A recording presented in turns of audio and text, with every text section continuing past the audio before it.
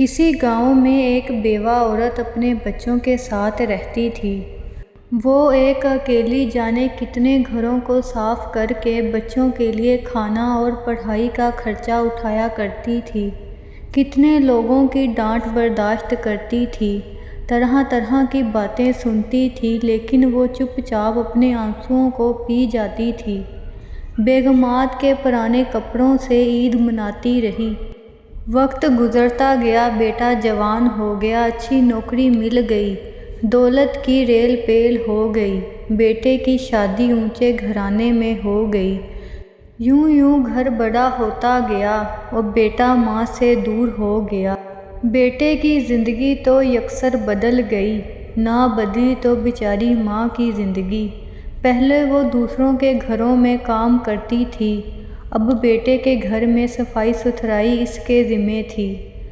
سارا دن کام، کپڑے دھونا، گھر کی صفائی، کچن کے برتن، سب کام کی ذمہ داری تھی۔ گھر کے کونے میں گھر کے کباڑ کے ساتھ ماں کی ٹوٹی ہوئی چارپائی اور پرانا کمبل تھا۔ سردی اپنے عروج پر تھی، پھٹا ہوا کمبل بوڑھی ماں کو سردی سے بچا نہیں پاتا تھا۔ وہ سوچتی تھی کہ بیٹے سے کہوں بیٹا مجھے نیا کمبل لے دو، جانے کتنی مرتبہ یہ سوچ کر دروازے سے واپس لوٹ جاتی تھی کہ پتہ نہیں کہیں بیٹا پریشان نہ ہو جائے، اس پر بوجھ نہ پڑ جائے، مگر بلا کی سردی نے ایک دن اسے مجبور کر دیا۔ اس نے ڈرتے ڈرتے آخر کہہ ہی ڈالا، بیٹا سردی بہت ہے، میں بوڑھی ہوں، پھٹا ہوا کمبل ہے، سردی نہیں روکتا، مجھے نیا کمبل لے دو۔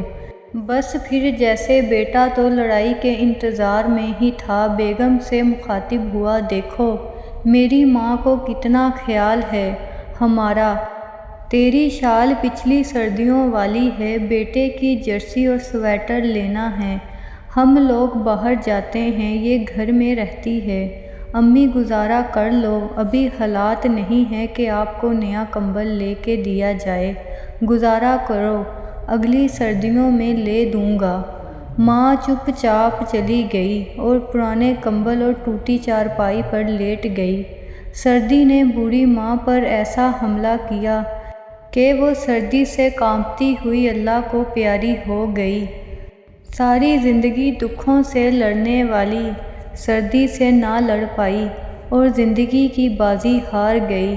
صبح جب بیٹے کو علم ہوا تو اس نے تو جیسے خزانے کھول دیے ہوں، لاکھوں کا خرچہ کیا، لوگ عش عش کرتے اٹھے کہ دیکھو کتنی محبت کرتا تھا بیٹا ماں سے، مرنے کے بعد بھی لاکھوں خرچ کیے ہیں، پلیز پلیز زندہ ماں باپ کی قدر کر لیا کریں۔ امید ہے کہ ویڈیو آپ کو پسند آئی ہوگی۔ ویڈیو پسند آئی ہے تو میرے چینل کو لائک، سبسکرائب اور کمنٹ لازمی کر دیجیے گا۔ اللہ حافظ۔